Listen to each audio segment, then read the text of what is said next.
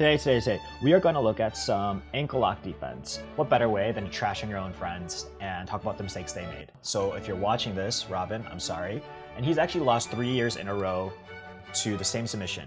Twice at Worlds to the same guy actually, and then one time most recently at Pans. But we're gonna kind of cover 2 of the matches, and then we're gonna actually watch 2 pro matches as well. And going in, so my friend Robin had actually lost this guy before, so we knew he had a great ankle lock. And I told him before, just like a little thing, I told him minimum, keep him belly up, don't let him go belly down. That's when you get the devastating breaks. You'll get some decently bad pops if they're belly up or they do the side finish, but it's hard to get something catastrophic. Classic flow. Have to go halfway through to actually watch the video.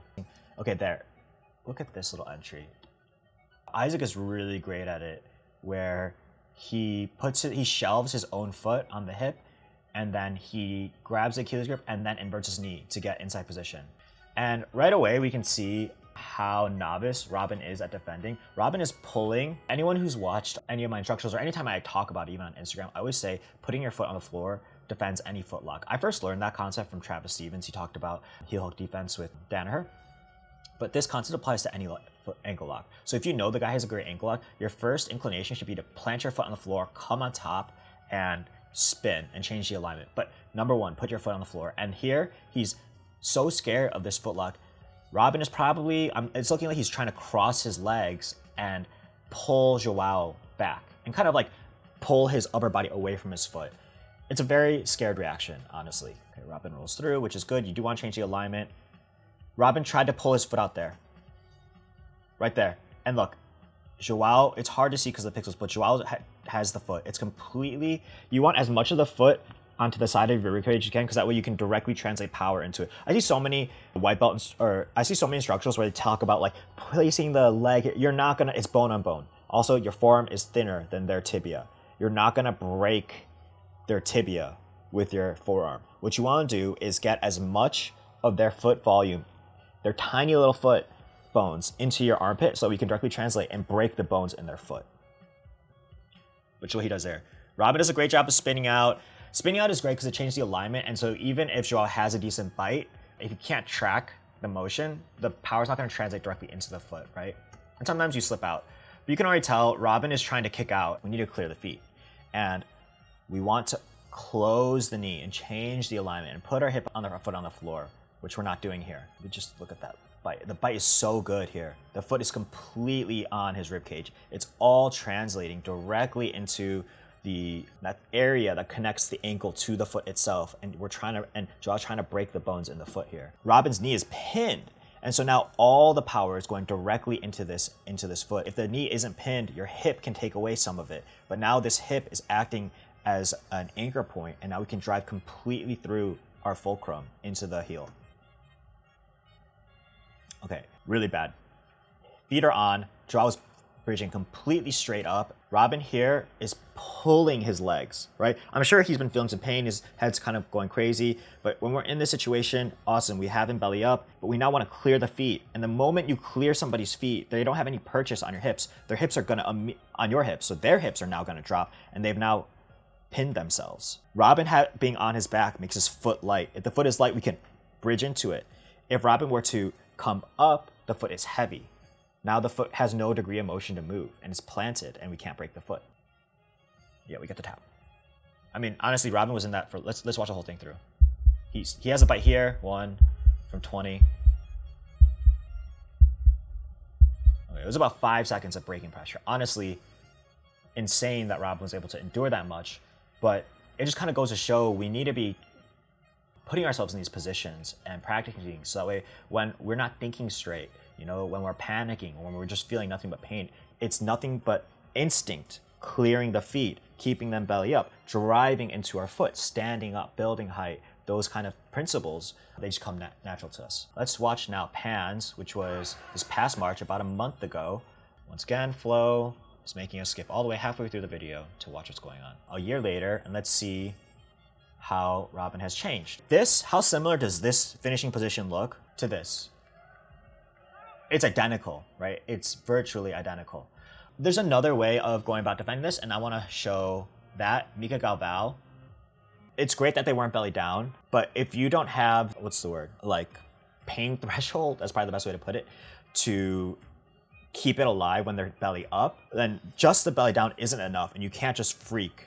You know, you have to be able to work those positions when they are putting in good pressure and they're belly up, peeling their feet, planting your foot, trying to backstep, turning your knee inward, not running away, but going deeper into it. Like, look at this bite. The alignment isn't great, right? We're not like directly behind the knee, which I talk about, but the foot volume, the foot is completely on his rib cage. Amazing. He's trying to adjust his angle so that he's in line with his knee. Head and the knee. So here, you're not going to get a great break here. It looks intense, but his feet aren't on MICA. You're not bridging in the direction of the knee. When you're not doing that, the power's not directly translating, right? Some of their knee is taking the degrees of motion, some of their hip is taking the degree of motion away. Okay, but here, look at this. It's not perfect. It's not a perfect bite. It's not. But the knee is planted on the floor, right? We have our knees wedged on the floor, so he can't turn anymore, and we're now driving directly into the foot with our hips. It's honestly very strong. MICA's trying to stay tough. Look here, this bite's really good now. MICA's trying to stay tough here. Let's see what he does. He kind of does what Robin does, but it's a little bit different, right? He clears this foot by rolling through and using his feet and his knees to clear the feet. So let's go back 2 seconds. His feet are on MICA, right? This is the knee that's captured. This is the secondary leg. It looks like it's the same position. Instead, MICA used that bottom leg to clear this foot. And in rolling through, he cleared, and using this grip to clear this foot. This guy's feet are no longer on MICA. He might have a bite, but the knee alignment's also off. And now MICA is chasing the back here with a bolo. He had to let go. Felipe Andrew has a sick ankle lock.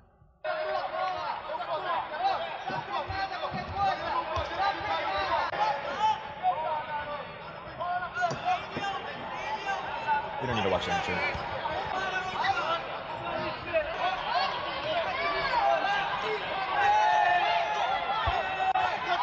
So this time, they were in 50-50, but he went for the far leg, and we can see the foot, the toes are just barely in the lock, and that's what we want to do. I can't stress it enough, that's important. Felipe Andrew's belly down, right? His feet aren't on KAYNAN, but he's belly down, so that means the knee is pinned, and he can use gravity and his weight to pressure into it. Amazing bite, using his weight. I mean, that's honestly all you need. KAYNAN's secondary leg is kind of trapped, so he can't go in, but more importantly, KAYNAN's back is to the mat. Right? There's no weight going into the foot. Even when they go belly down, we still want to be pressuring them, turning them belly up. I know it's going to be hard. We want to get our foot planted. Let's watch Joao Chen versus Tarik Hopstock. First, let's watch him versus Szczeciński and see how he... This is an important thing. This is what makes Joao Chen a great athlete, is that he works on his flaws. I've trained with him multiple times, and I trained with him after this match, and his ankle lock defense is so good. Like, he's not scared of when you entangle the leg. Instead, he kind of invites it, and he never lets me put my feet on him, so I always feel like I'm about to lose my guard. I'm never in a position where I can bridge. Let's watch this match, because it's important. Great entry. Mateusz spins inside. Okay, so now we have two options. What I like to do, stand up, plant our foot. Option 2 is do what MICA did.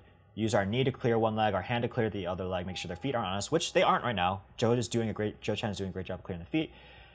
And rolling through and trying to chase the back. Okay. The bite here is amazing. Mateusz has his feet about to be placed on Joe's hips. Now they're both on the hips, right? And now Joao Chen isn't clearing the feet. He's pulling Mateusz on. His foot is light. The alignment is perfect. Mateusz is bridging directly behind the knee.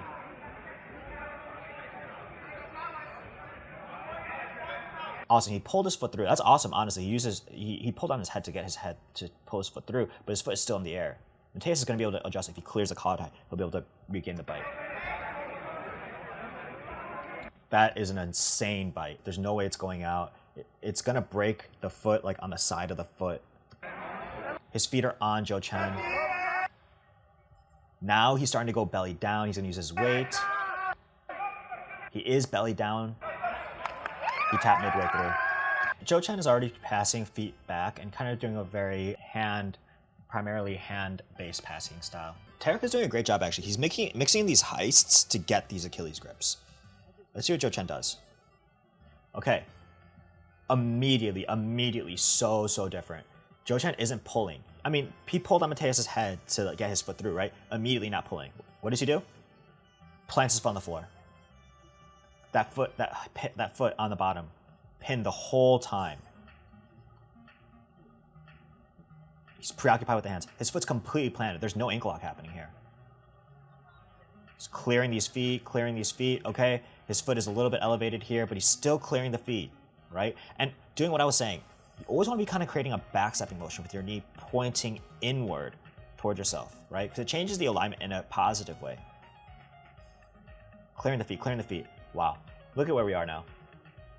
So different. It's a night and day difference. Mike Perez versus Brandon Reed. Oh, love it. Ankle lock. Let's end on this note and we'll head out, guys. I was so impressed by Brandon Reed. We're going to cover his run. Honestly, Brandon looked really good this whole tournament. Like, it's so impressive to see a wrestler go out there and try different things. Like, he fell on a leg lock. And props to him to not sticking to just one thing. Both of Mike's feet are on Brandon, right? He's starting to go belly down. He's going to bridge vertically straight down. Doesn't have a great bite, though. Now he has an amazing bite. Both feet are on him. Brandon's not peeling the feet. His weight is completely back. That foot is light. Not only that, Brandon's foot is trapped, so he can't even rotate out. He's now peeling the feet, which I love. Love that. Yeah, he tapped. This is a good bite. This is not a good bite. Can you tell why? This versus this. This. The foot is not in complete contact with Mike's ribcage. Mike did a good job of sliding down, which is why we want to be planting and driving in, right? Mike was able to regain that bite because Brandon's foot is light. Look at how much he's bending that foot, how devastating that is. Mike doesn't even have both his feet on top of Brandon here. He's not even really bridging his hips. He's just falling straight back. Right? Brandon's giving it to him. If Brandon were to drive into it as Mike falls, nothing would happen to the foot. But because Brandon is pushing away and Mike is falling down, it's breaking the foot. But yeah, that's what's important, guys. Get your foot on the fucking mat.